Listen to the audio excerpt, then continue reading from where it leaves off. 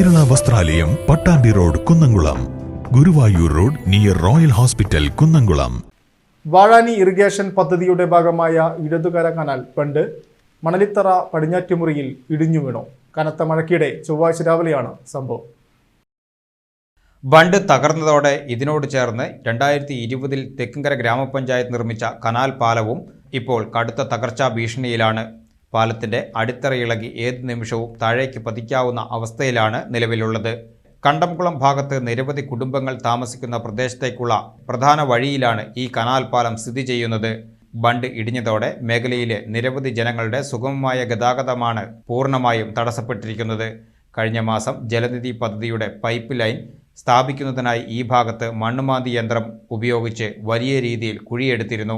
ഈ കുഴിയിലേക്ക് മഴവെള്ളം ഇറങ്ങി മണ്ണ് കുതിർന്നതാണ് ബണ്ട് തകരാൻ കാരണമായതെന്ന ശക്തമായ സംശയവും നിലനിൽക്കുന്നുണ്ട്. കനത്ത മഴ തുടരുന്ന സാഹചര്യത്തിൽ അധികൃതർ അടിയന്തരമായി ഇടപെട്ട് തകർന്ന ബണ്ടും പാലവും പുനഃസ്ഥാപിക്കണമെന്നാണ് നാട്ടുകാരുടെ ആവശ്യം.